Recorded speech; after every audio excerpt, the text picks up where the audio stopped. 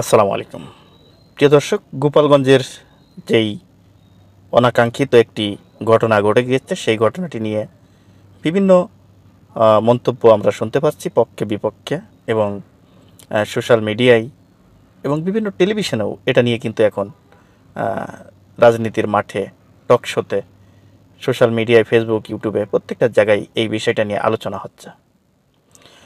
আলোচনার বিষয়টা হচ্ছে সত্য জানাটা এবং সত্য খোঁজাটা। এই জিনিসটা পাওয়া খুবই কষ্ট হয়ে যাচ্ছে। সত্য ঘটনাটা একেবারে সুষ্ঠু তদন্ত ছাড়া এখনো পর্যন্ত পাওয়া সম্ভব না। দর্শক, আমি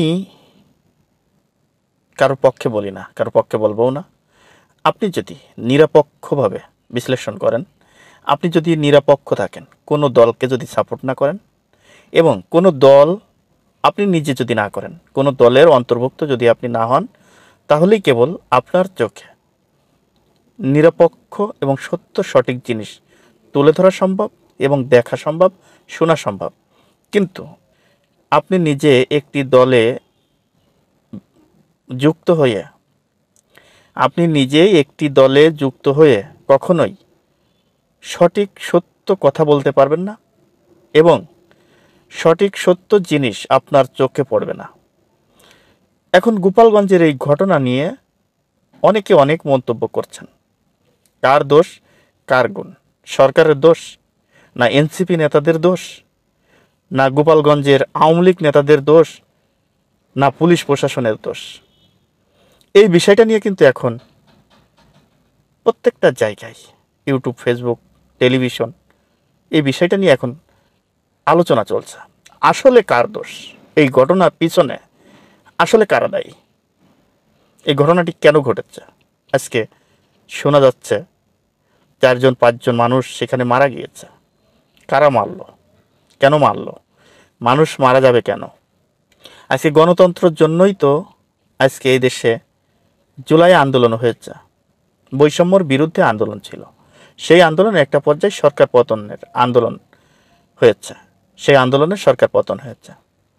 এখন কথা হচ্ছে, দেখেন, আপনারা যারা আমার ভিডিও দেখেন এবং শোনেন, আপনাদের আমি একটা জিনিস বলবো, সেটি হচ্ছে, আপনি যদি নিরপেক্ষ থেকে আমার বক্তব্য শোনেন, তাহলে আপনি বুঝতে পারবেন যে আমার বক্তব্যগুলো, আমার কথাগুলো সঠিক কি বেঠিক। আপনি যদি একটা পক্ষ নিয়ে আমার বক্তব্য শোনেন, তাহলে দেখবেন যে আপনার পক্ষের যেই দল, এই দলের বিপক্ষে যদি আমার বক্তব্য যায়, তাহলে মনে করবেন যে আমি মনে হয় ওই দলের বিপক্ষে কথা বলছি। আসলে ভাই না, আমার বক্তব্য আপনারা আগেও শুনেছেন, এখনও যারা শুনছেন, সামনে যারা শুনবেন। আমি যদি কোনো দলের অন্তর্ভুক্ত না হই, আমি যদি কোনো দলের সাথে যুক্ত না হই, তাহলে সারা জীবন আমার কাছ থেকে এই সত্য সঠিক কথাগুলোই আপনারা শুনবেন। দর্শক, গোপালগঞ্জের ঘটনা নিয়ে আওয়ামী লীগ যারা সাপোর্ট করে, আওয়ামী লীগকে যারা ভালোবাসে, তারা বলছে যে এটা একদম অন্যায় হয়েছে। প্রশাসন এবং এনসিপি যেই কাজটি করেছে, এটা একেবারেই গ্রহণযোগ্য নয়। এটি একটি গণহত্যা। যারা এনসিপি করে তারা বলছে যে গোপালগঞ্জে যারাই আক্রমণ করেছে সবাই সন্ত্রাসী। এখন গোপালগঞ্জে যারা আক্রমণ করেছে তারা কি সবাই সন্ত্রাসী? আসলে কি তারা সবাই সন্ত্রাসী? নো, তারা সবাই সন্ত্রাসী হতে পারে না। গোপালগঞ্জে একটা আওয়ামী লীগের নেতা এখন গোপালগঞ্জে থাকে না পুলিশের ভয়ে। তাদের সবার নামে মামলা। তারা বিভিন্ন জায়গায় কিন্তু বসবাস করছে, তারা বিভিন্ন অঞ্চলে পালিয়ে রয়েছে। এখন গোপালগঞ্জের যারা আওয়ামী লীগ সমর্থিত, যারা আওয়ামী লীগ করে, যারা আওয়ামী লীগকে ভালোবাসে, যারা শেখ হাসিনাকে ভালোবাসে, তারা তো অবশ্যই এনসিপির নেতা কর্মী যারা রয়েছে তাদেরকে শত্রু মনে করবে। এটা স্বাভাবিক। যেহেতু তাদের যে নেত্রী, সে নেত্রী এদেশে থাকতে পারে নাই, তারা তো মনে করছে যে এনসিপি ছাত্র সমন্বয়ক যারা রয়েছে, এরা হচ্ছে দেশের শত্রু, এরা হচ্ছে আমাদের শত্রু। এদেরকে চিরতরে এই দেশ থেকে বিতাড়িত করতে হবে, চিরতরে এদেরকে শেষ করে দিতে হবে। তারা কিন্তু সেই চিন্তা ভাবনা নিয়েই রয়েছে। এনসিপির নেতৃবৃন্দ একটা জিনিস চিন্তা করেছে, সেটি হলো যে আওয়ামী লীগ আমাদের প্রতি যেভাবে অত্যাচার করেছে, জুলুম করেছে, নির্যাতন করেছে, আওয়ামী লীগকে এই দেশ থেকে চিরতরে শেষ করে দিতে হবে। এখন বিভিন্ন দল বিভিন্ন পক্ষে বিপক্ষে কথা বলবে, এটা স্বাভাবিক। আসলে সত্য ঘটনা কোনটা? আপনি যদি নিরপেক্ষ থাকেন তাহলে এই ঘটনাকে আপনি কিভাবে দেখবেন?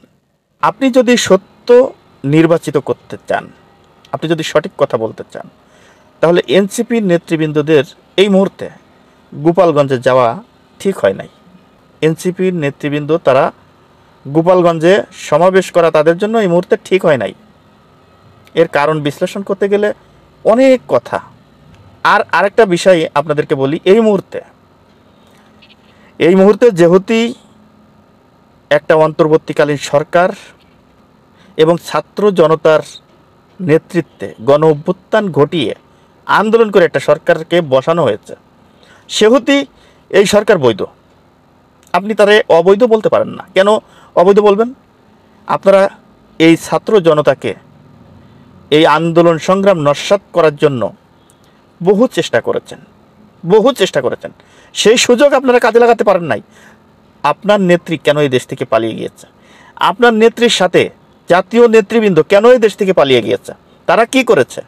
মানলাম এরা সন্ত্রাস, এরা চাঁদাবাজ, মানলাম এরা খারাপ, এরা জঙ্গিবাদ, এরা অবৈধ। তা আপনারা কি করছেন ভাই? মানুষ তো আপনাদের পাশে ছিল না, মানুষ তো আপনাদেরকে সাপোর্ট করে নাই। তো যেহেতু জনগণ আপনাদেরকে সাপোর্ট করে নাই, তাহলে আপনি অবৈধ বলছেন কেন?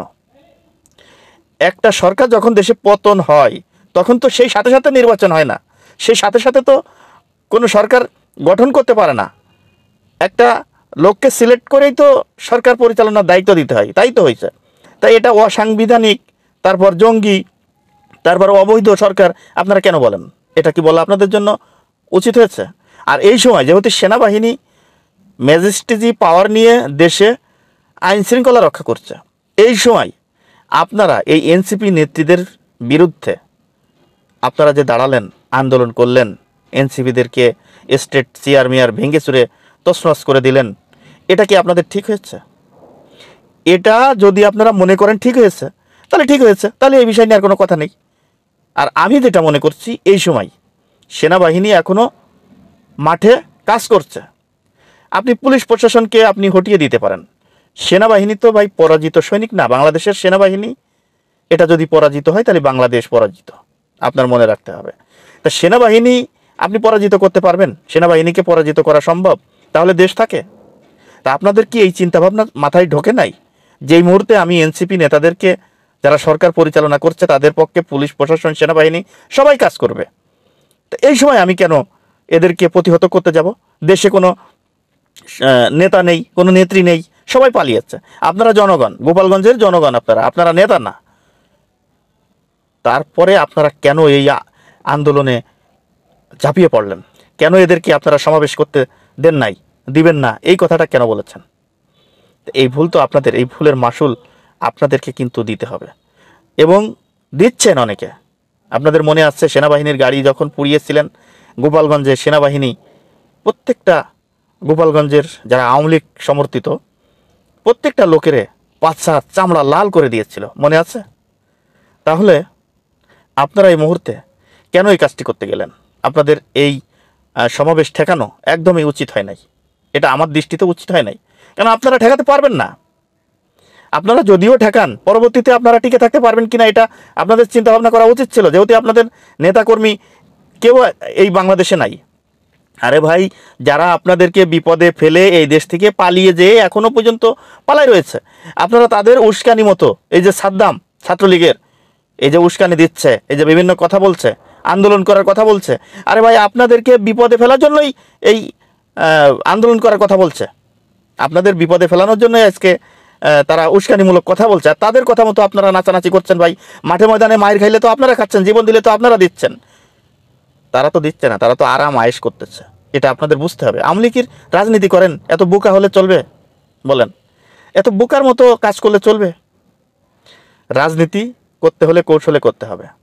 আমি মনে করি এই আন্দোলনে যারাই গুলি চালিয়েছে তারা অন্যায় করেছে, সে প্রশাসন হোক, সে ছাত্রলীগের ক্যাডার হোক, যেই হোক না কেন, যারা গুলি চালিয়েছে তারা অন্যায় করেছে। গুলি চালানোর কোনো প্রশ্ন আসে না, গুলি করার কোনো প্রশ্ন আসে না। আরে ভাই, একটা আন্দোলন সংগ্রামে আপনার গুলি চালাতে হবে কেন? অনেক পদ্ধতি আছে। টিয়ারশেল নিক্ষেপ করেন, সাউন্ড গ্রেনেড নিক্ষেপ করেন, লাঠিচার্জ করেন। মানুষকে মেরে ফেলতে হবে কেন? মানুষকে মেরে এদেশে টিকে থাকতে হবে কেন? মানুষকে মেরে রাজনীতি করতে হবে কেন?